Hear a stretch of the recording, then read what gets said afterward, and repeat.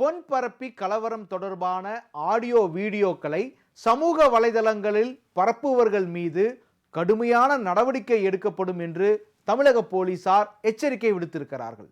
இதுவரைக்கும் அவதூறான வீடியோக்களை பதிவு செய்து பரப்பிய 13 பேரை போலீசார் கைது செய்திருக்கிறார்கள். வீடியோக்களை ஷேர் செய்தாலும் நடவடிக்கை பாயும் என்கிறது காவல்துறை.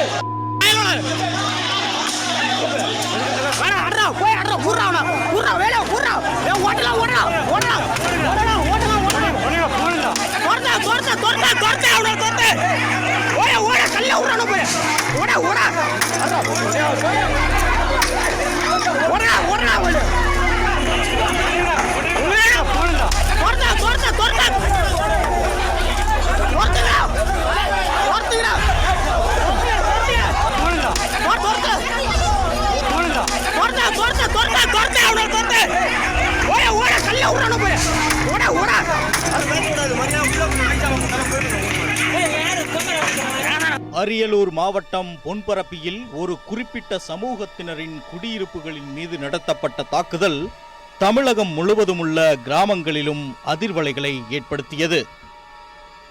பொன்பரப்பி கலவரம் தொடர்பான எதிர்வினை கருத்துக்களை பலர் தங்களது செல்பேசியில் பதிவு செய்து சமூக வலைதளங்களில் வேகமாக பரப்பி வருகின்றனர். கடலூர் மாவட்டம் காட்டுமானி ஒன்றியம் ஈச்சன்முண்டி ஊராட்சி முகாம் செயலாளர் பேசுகிறேன். இந்த பொன்பரப்பில் நடந்த சம்பவத்துக்கு அதிரடியான ஒரு நடவடிக்கை எடுக்கலன்னா ஈச்சன்முண்டி ஊராட்சி. கடலூர் மாவட்டத்தைச் சேர்ந்த சிலர் மிக வன்மமாக பேசி தங்களது வீடியோவை வாட்ஸ்அப் முகநூலில் பரப்பினர். பலர் இதுபோல் கலவரத்தை தூண்டும் வகையில் பேசி வருவதை அறிந்த காவல்துறையினர் நிலைமையை கட்டுக்குள் கொண்டுவர களத்தில் இறங்கினர். சமூக வலைதளங்களை கண்காணித்த கடலூர் போலீசார் சம்பந்தப்பட்ட நபர்களை அழைத்து விசாரணை நடத்தினர். ஜாதி மோதலை தூண்டும் விதமாக பேசி வீடியோவை பரப்பிய காட்டுமன்னார் கோயிலைச் சேர்ந்த தொண்டமாந்தம் சுந்தரமூர்த்தி, அருள்ராஜ், குண்டியமல்லூர் கிராமத்தைச் சேர்ந்த சௌரிராஜன், விருத்தாச்சலம் பகுதியைச் சேர்ந்த சிவக்குமார் ஆகிய 4 பேரை போலீசார் கைது செய்துள்ளனர்.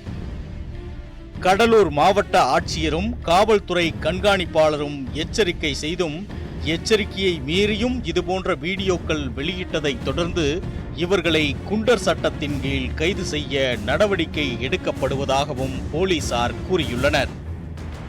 கடலூர் மட்டுமல்ல, நாகப்பட்டினம் மாவட்டத்திலும் இதே நிலைதான். ஒரு தலித் மாவட்டமா கை வைக்க கூடாது. நாகை மாவட்டம் பொறையார் காவல் நிலைய எல்லைக்கு உட்பட்ட ஒரு கிராமத்தில் உள்ள இளைஞர்கள் சிலர் குறிப்பிட்ட சமுதாயம் குறித்து அவதூறாக பேசி வீடியோக்களை வெளியிட்டுள்ளனர். பொன்பரப்பி கலவரத்திற்கு பிறகு இதுபோன்ற வீடியோக்கள் அதிக அளவில் வெளியாவதாக தகவல் கிடைத்ததும் போலீசார் எச்சரிக்கை அடைந்து கண்காணிப்பை தீவிரப்படுத்தினர். போலீசார் கண்காணிப்பில் சிக்கியதுதான் இந்த வீடியோ.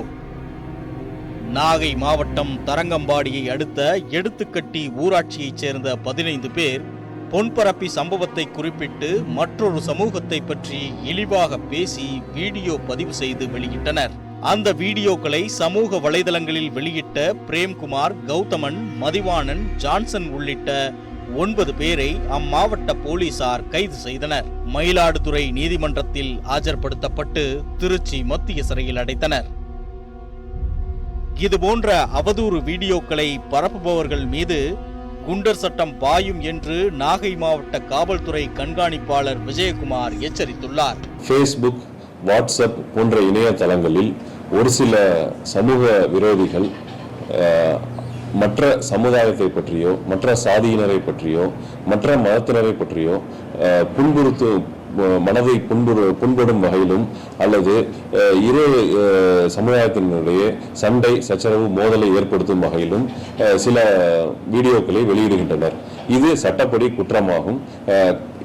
இவ்வாறு மிஸ்சீஃப் செய்யக்கூடியவர்கள் மீது கடுமையான நடவடிக்கை எடுக்கப்படும். இழிவாக பேசி வன்முறையை தூண்டும் வகையில் அவ்வாறு அவர்கள் வீடியோ பதிவை அனுப்பும் பட்சத்தில் அவர்கள் மீது குண்டர் தடுப்பு சட்டத்திலும் கைது செய்ய உரிய நடவடிக்கை எடுக்கப்படும்.